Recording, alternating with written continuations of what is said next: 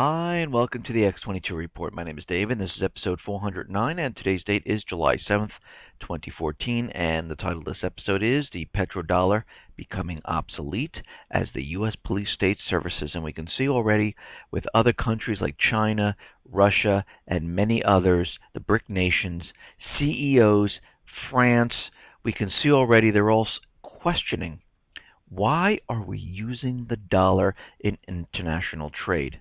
So does this mean that these countries, these people are losing faith in the dollar? Yeah, pretty much. If you start to question something, something is wrong. They all feel like, why are we still using this?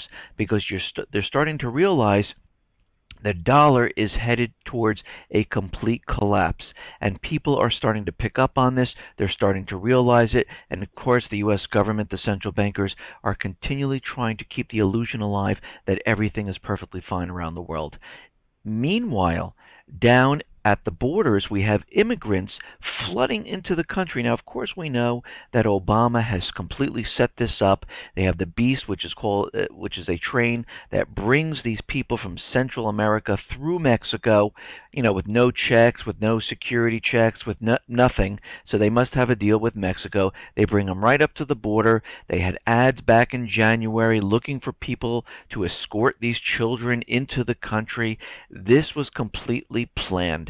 And we can see already there have been protests in many different cities. And I put up on the X22Report.com site, if you go to the tab up top that says Resources, there is a map of where they are dropping off the children in each one of these cities. So if you go to that tab and you just go to that page, there is an interactive map, and you can click on the icons. There's red ones, there's thumbtacks, and new ones are being added dynamically. And you can see when you click on it, yes, 1,000 illegal aliens were dropped off in this city. This is a proposed city where they're going to drop off, and you can take a look at that. That's on the X22Report.com site. Go to Resources, drop down the little menu, and it says Map of Immigrant Children. You can go ahead and take a look at this. And they're dropping them all over the country. And we can see this is part of the master plan. And we're going to get into what has been going on with immigration and what is going on down at the southern borders and what everyone is doing at this point. Let's get into the economic collapse news. Now, of course, the biggest news right now is that nothing is happening in Europe whatsoever. Europe is struggling to stay afloat. And retail spending in France and Italy is in a sharp decline. And the rest of Europe is just hanging on. Again, we have to realize that Europe has a huge amount of debt. They're continually bringing on more debt from the IMF. We can see they're telling these countries to, implement austerity on the people.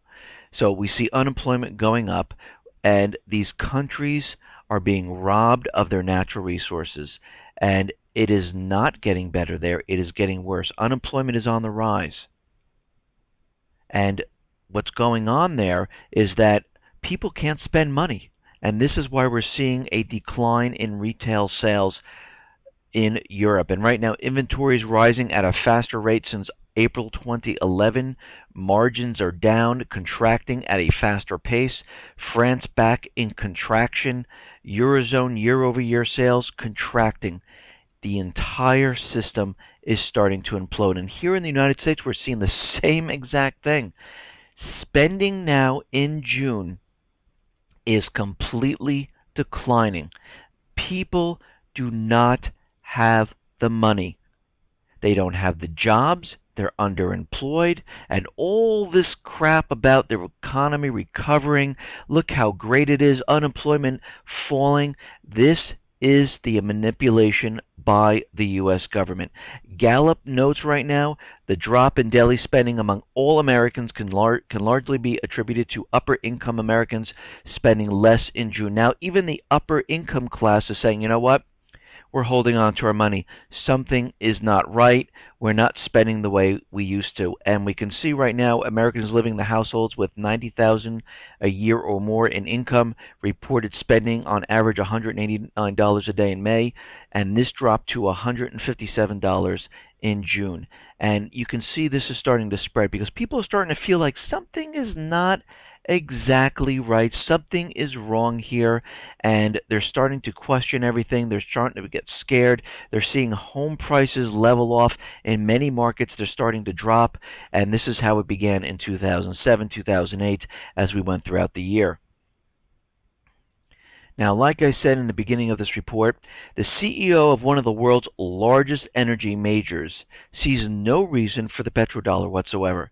CEO of Total, the world's 13th biggest oil producer and Europe's second largest, believes there's no reason to pay for oil in dollars at this time. There's no reason to pay for oil in dollars. He said the fact that all prices are quoted in dollars per barrel did not mean the payments actually had to be made in that currency. The only reason they're made in that currency is because the central bankers forced every single country to use the US dollar in reserve. And this is the way it is all around the world. And this means that every country has to hold the US dollar in the reserves to pay for these natural resources. He went on to say that it would be a way to protect businesses when outside of US territory they carry out transactions that are perfectly legal in the country they belong to. The dollar is no more invincible than any other fiat currency in history.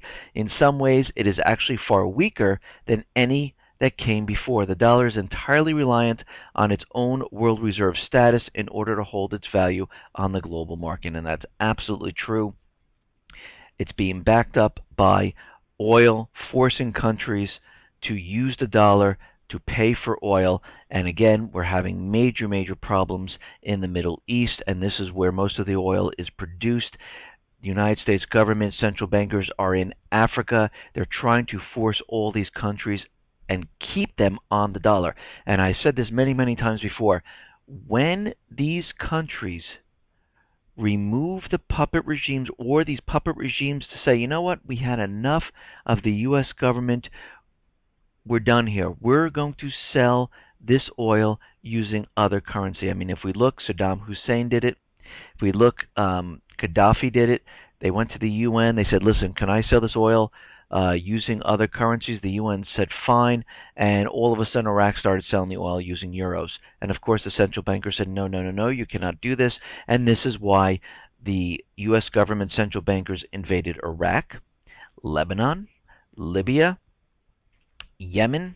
This is why they're down in Africa, because China is down there making deals, pumping in billions of dollars into their infrastructure. And of course, what does the central bankers here in the United States want? They want every single one of those countries who produce oil to use the dollar to pay for the transaction. And this is why they're in Central Africa. Ukraine, they wanted that on the EU system. And we can see right now that is falling apart. So we have the Middle East, which is completely falling apart, and we also have Ukraine falling apart and fierce fighting happening in Central Africa. Now, the IMF chief is out there, and they're saying, you know, we might not have the growth that we thought we were going to have going into 2015, and we might have to revise this down. Really? What they're really saying is, yeah, we're looking at everything right now. The debt can't be sustained around the world. Every country doesn't have people working. The United States is continually printing money, putting itself into more and more debt. They've never stopped quantitative easing. All they did was maneuver the way it looks like that they aren't doing quantitative easing, but they really just transferred the buying power to Belgium to purchase the treasury bonds. All they did was say, hey, look, we're tapering now. This is all an illusion. They recalculated and manipulated the unemployment, the GDP, inflation to make it look like everything is fine here in the United States. And they're trying to keep this illusion up, and they have to really campaign hard to convince everyone. This is why Obama is out there, you know, telling everyone that we're improving, jobs are better, real estate's better. But we can see right now that, no, everything is really starting to fall apart. Housing is completely a huge disaster. It's a huge disaster right now. We see prices are starting to come down. We see loan mortgage originations completely plummeting, imploding on itself. They're down by 66%. We see most of the purchases in houses are with cash. We see mortgage companies laying off thousands upon thousands of people. And I said, listen, if the real estate market is improving and expanding, you would see a ramp up in the number of people in the mortgage departments. You would see a contraction. The same thing in retail. We see retail completely falling apart because people don't have the disposable income to go out and purchase the goods. And this is why you see thousands of stores closing. Actually, we're seeing chains completely closing, going bankrupt, never to be seen again. And this is how it starts. And if you look at plazas and you drive around, you see a lot of plazas that are empty. There are no stores in there. Some of the big main stores are completely out, which then all of a sudden has a domino effect on the rest of the plaza, and all the other little stores go out because they're not bringing in the traffic. Now, the BRIC nations realize that, we have a major, major problem, and they decided to, to create their own bank that would rival the IMF. They started to look at the situation. They started to make bilateral trades, at least China did, and Russia all over the world, to use the yuan and renminbi. They set up clearinghouses. They did this to many, many countries. A lot of these countries now are holding this currency in reserve, especially in Africa. A lot of the countries there are taking on the yuan and renminbi and removing the dollar from their reserves. Kenya's a clearinghouse, and we see bilateral trades with the UK, with New Zealand, Australia, North Korea, Russia, India, Iran, Syria. Brazil. It's spreading all over the world, and they're making deals, and they're really pushing this agenda. And right now the BRICS Bank should become operational with 1 or 2 years, depending on the legislative approval. They're looking to start loaning money out. And you have to remember, the United States government said that they were going to give the voting rights over to these underdeveloped nations back this spring, and they promised the IMF they were going to do that, and they were going to give them more voting rights, and Congress never went ahead to do anything about that. So the United States holds the voting rights. And of course, these underdeveloped nations are saying, you know what, enough's enough. The United States promised that, oh yeah, we'll do this, later this fall maybe. And they said, enough's enough. We're going to do this on our own. We're going to create our own bank. We're going to do it on our own because we just don't have the voting rights in IMF. And we can see the United States definitely does not want to give them the voting rights because they know what will happen. All of a sudden things will come crashing down. They wouldn't have the control, and this is why they really didn't vote for it. Now we can see down in the southern border here in the United States that children are continually coming over the border, and we know Obama administration has set this up to bring them all here. It's part of his master plan to have people join Obamacare, to get them work, to bring them into the debt-based system. And again, we don't know the full extent of the plan. It looks like they're trying to blur the borders to make it look like it's all one. And we can see right now that the congressmen are looking at the situation, and there's one congressman, Representative Jim Bridenstine, I mentioned this before. He was denied access to go in there. The brown shirts there said, no, absolutely not. You're not even allowed to be here. So he's looking to make a return visit on July 12th, and he's going to go to Fort Still and take a look, and he's going to bring in some legal counsel. He wants to bring some reporters. He wants to know what is going on inside of these facilities, and he's going to try to go down there once again, and we'll have to see what happens. Now, Rick Perry was on there, and he's saying that yes, Obama is completely behind this. We kind of all knew this. He's saying that, Obama has never contacted him whatsoever about what has been going on. And I think if we have this, this immigration problem, and the White House is very concerned about it, wouldn't you think the president would be on the phone with all these governors saying, this is what I need to do, we need to stop this? But again, when you plan something, there's no reason to give a call. Now, the Obama administration is very tricky. They love to manipulate the laws and blame it on something else, and this is why it's happening. Right now, the Obama administration is blaming this whole entire thing on the William Wilberforce Trafficking Victims Protection Reauthorization Act in 2008. And they're saying this is the reason why we can't do anything, because the law made it difficult to repatriate unaccompanied minors without letting them appear before an immigration judge. Well, the question is, why are the children actually crossing the border? Because once they cross the border, they're protected by the William Wilberforce Trafficking Victims Protection Reauthorization Act, which they knew. So they wanted them to cross the border, and this is why they pulled back the border guards, because they wanted them to get into the country to say, well, we have this law here, this is a problem, this is why we can't return them. It's a very tricky, sly move, but the question is, let's go back to the source of the problem. Why did they get past and come across the border in the first place? Why weren't they stopped? That is the real issue here.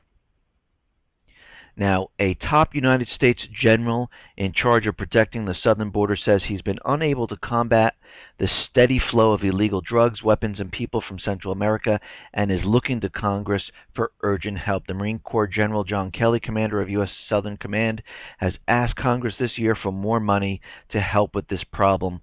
General Kelly says the poverty and violence prompting the migration have created a real threat to U.S. national security.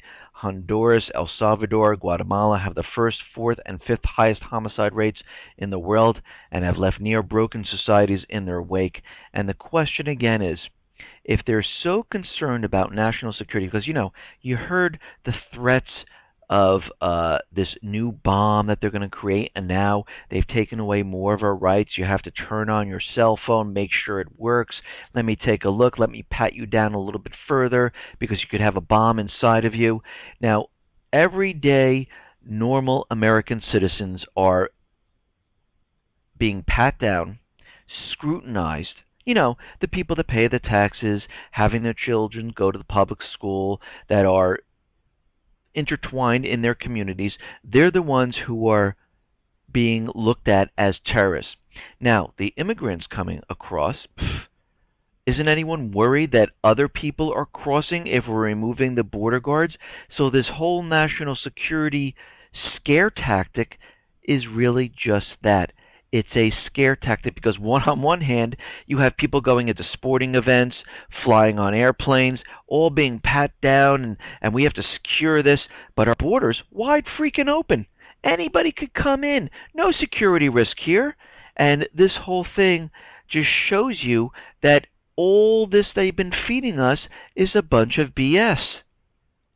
Now, it looks like the militia is now heading down to guard the border, and a militia group is calling on supporters to patrol the Texas-Mexico border to guard against drug gangs and illegal immigrants. It looks like the California militia, the Texas militia are combining. The citizens militia operation called Secure Our Border is urging members to voluntarily guard private property near the border town along the Rio Grande, where some residents have felt threatened by drug cartels and other gangs. Well, of course, when you remove all the border guards, the drug dealers come through, gangs come through, terrorists come through, but, we have to pat down the everyday American at the airport because that's where the security problem is. A spokesman for the militia group told the Brownsville Herald that members would not engage in violence, and the group's leader, who calls himself Commander Chris 3%er Davis, has cautioned against violent actions or racist comments. This will be handled with the utmost professionalism and security and safety for everyone involved.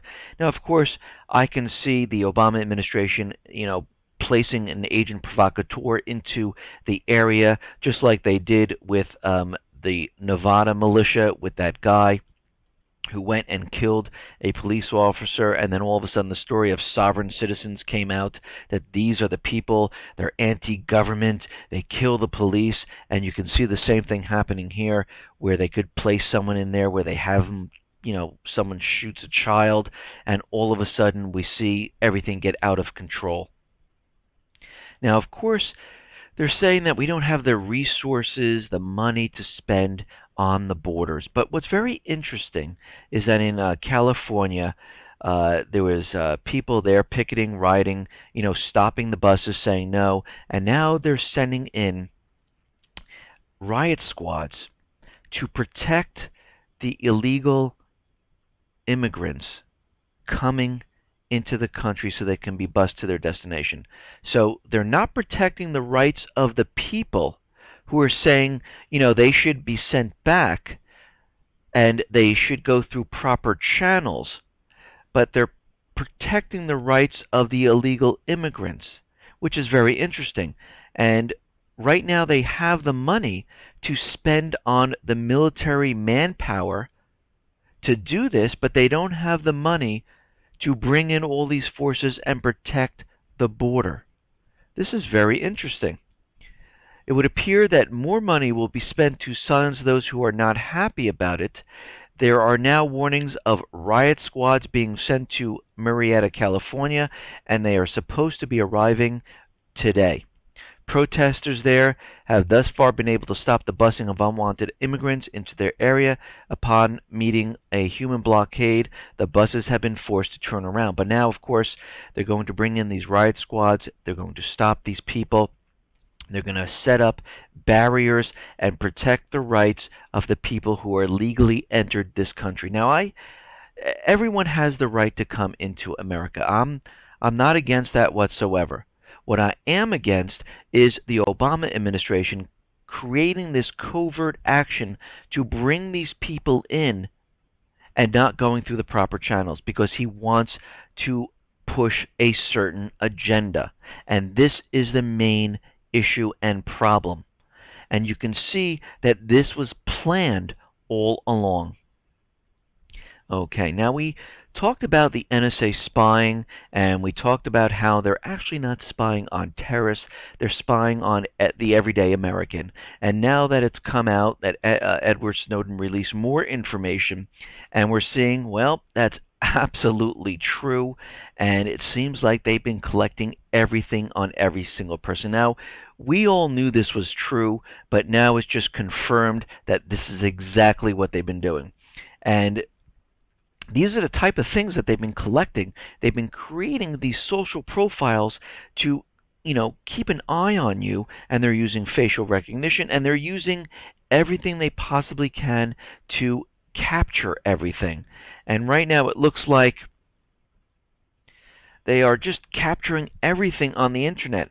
I mean, if you're startlingly intimate, even voyeuristic quality, illicit sexual liaisons, mental health crisis, political and religious conversions, financial anxieties, disappointment, hopes, the daily lives of more than 10,000 account holders who were not targeted are cataloged and recorded nevertheless. So they're just taking every single person because they're trying to sift through this and find those people who are a threat to the government right now. 160,000 intercepted email and instant messaging conversations, some of them hundreds of pages long, and 7,900 documents taken from more than 11,000 online accounts were not the intended surveillance targets, but were caught in the net agency and cast for somebody else. Many of them were Americans. Nearly half of the surveillance files, a strikingly high proportion, contained names, email addresses, or other details that the NSA marked as belonging to U.S. citizens or residents. One program, codenamed PRISM, extracts content stored in user accounts at Yahoo, Microsoft, Facebook, and Google, and 5 other leading internet companies. Another known inside the NSA as upstream intercepts data that as it crosses the U.S. junctions of global voice and data networks, it gets worse because the bedwetting habit you kicked in the 2nd grade, well, the NSA knows all about it, and they keep all this information. They correlate the information, and they create social profiles on every single person. They have all your medical records.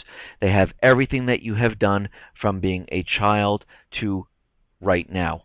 So you can see what they've been trying to do. They've been creating all of this, trying to sift through it, find those people who would be a threat. They're not looking for terrorists because all this that we're seeing is really coming from the United States government central bankers who are the terrorists of America. And we can see as they continually push and remove our rights, it is so obvious that they are the ones that we should be worried about, not outside terrorists like they keep saying. Now, it looks like that Boko Haram false flag event is not gaining traction anywhere, and it seems that Nigerian officials say about 63 girls escaped Boko Haram. I mean, that is just a huge amount of girls that just were able to slip out of the area.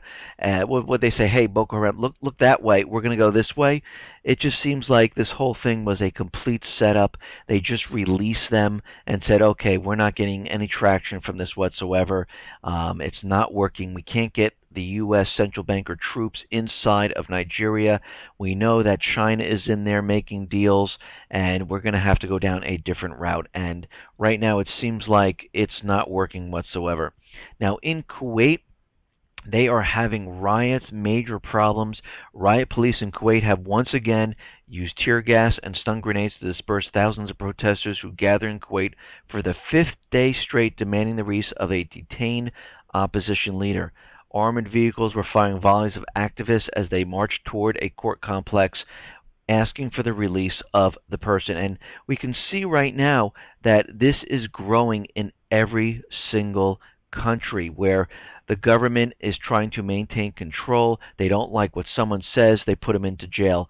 And right now in Kuwait it's happening. We see them bombarding the people in Yemen. We see it in Lebanon. We see it in Libya. We see it in Iraq. And of course we see it here in the U.S. As everyone knows, they tried to take down my YouTube channel, and they actually did take it down. I did absolutely nothing wrong, and they restored it thanks to the help of every single person out there.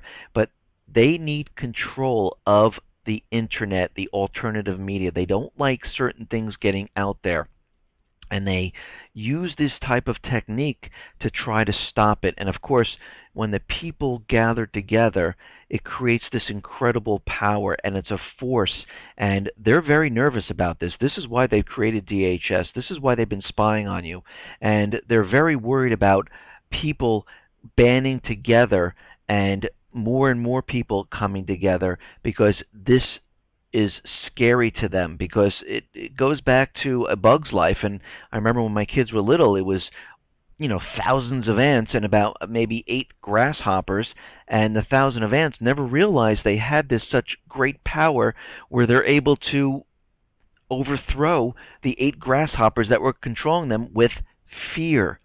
So the same thing here in the United States, and I really do. I appreciate everyone that came out and helped and really pushed YouTube in restoring my account. Ukraine right now, it seems like there is absolutely no peace whatsoever. They're still bombarding the people in the southeast, and it seems like right now the Ukraine gas debt will increase to $5.26 billion on Monday if it doesn't pay its bill for June by the July 7th deadline. The bill is calculated on gas delivered before Russia's Gazprom switched Ukraine to its prepayment system, and it seems like they just owe more and more money, and it doesn't seem like Ukraine's going to ever pay Gazprom. It doesn't really seem like they're heading in that direction. Now, President Poroshenko is following the action plan from the RAND Corporation. Now, the RAND Corporation is a research and development, is a nonprofit global policy think tank formed to offer research and analysis to the United States Armed Forces. And they use this group to figure out some strategy plans that they will need to use to combat certain situations. And right now, this is the plan that he is following. So you know there's going to be absolutely no peace whatsoever. A confidential document on Ukraine by the RAND Corporation was leaked. Ukraine President Petro Poroshenko follows the action plan proposed by RAND Analysis. This memorandum on the advisable course of action automatically means that the peace plan confirmed by Ukrainian President Poroshenko is slated to fail. The document provided 3 stages for the conduct of military operation in eastern Ukraine. Stage number 1 implies total isolation of the region, considering that all local citizens are terrorists or sympathizers. The region should be encircled with troops and sealed off entirely from any flow of goods and persons. Broadcasting services, internet connections, telephone and mobile communications in the region shall be shut down. Stage number 2 is named mop-up. Ground assault shall be preceded by airstrikes against the strategic facilities. The use of non-conventional arms is allowed. The document also provides for internet internment camps outside the cleared settlements. People featuring traces of combat engagement shall be tried in the court for terrorism. During Stage 3, back to normal power supplies and communications shall be restored. Special focus shall be made on information security. All foreign media shall be blocked there. Now, if this is the plan from the RAND Corporation that he is following, what plan did they come up with for the United States? Think about that for a second. Because we see DHS, we see them with their fingers in all local law enforcement where they have to come into compliance with DHS. And you can see how they're continually removing our rights, setting up these, First Amendment zones, telling us that we can't have weapons, telling us that we can be searched at any time, that we don't have a right to privacy. They're removing every single right. Now, if they did this in Ukraine, I can't even imagine what the plan is here in the United States. And of course, it's going to have to do with the FEMA camps. It's going to have to do with taking certain people away, and all communication will be shut down. Power most likely will be shut down. Wow, this sounds like the event that they're going to use to get us into war and to control the population. I mean, we could be heading down that path, and this could all be designed by the RAND Corporation, because you look at the plan in Ukraine, it is just unbelievable. Okay, now, right now the Iraq government is out there, and they're saying that they must shut down the U.S. Embassy. I mentioned this, I think it was Saturday, and right now they're looking for ways. They want to shut it down because they're looking at the U.S. and they're saying this whole thing is being done on purpose. The ISIL-ISIS terrorists, the terrorist group inside Iraq, was placed there on purpose. They were supposed to get the F-16 fighters before this terrorism started, and the United States continually delayed, and then all of a sudden there was terrorism. They never got the planes because they knew if they had the planes, they would be able to take out the terrorists and have a much easier time doing it. And of course, Russia right now is supplying them with planes to help with this terrorist agenda concocted by the Obama administration to really bring the Middle East into full control and get into Syria. And they've been planning this for quite a while. And Syria right now looks like they're going to plan a complete operation in Aleppo, and they're looking to go in there and take over the entire city and remove the rebels that are in there right now. Now, what's very interesting is that the terrorist group in Iraq has issued a caliphate passport. Now, they can issue anything they want. The question is, who's going to accept it? I mean, yes, you're going to go to another country and they're going to say, yes, I have my caliphate passport here. I mean, they can come to the U.S. and say, yes, I have my caliphate passport, but who is actually going to say, oh, yes, you have it, let me stamp it? No, they're going to say, what is this? This is not a real region. I mean, anybody can come up and say, I've just taken over this part of the United States, and now it's a country which I called XXX, and here's my passport. They're also pushing this, and they're creating their own currency. Again, who's going to accept the currency? Yes, they can trade the currency within themselves, but outside, who's going to actually accept this? Actually, are the people going to accept this? And this is being done on purpose. The plan is to make everyone believe that they have taken over this region, that they're intertwined with Syria and Iraq. They blurred the borders. It's one region. This will help the Obama administration to get into Syria and bomb everything in that area and remove Assad. And you can see they're continually playing this up. They're not going to stop. They need to make as many connections as they possibly can, and make the illusion like they need to get into Syria. And this is what they continually are doing. Now, it looks like our military throughout the world is really stretched thin, and a General Dempsey is saying that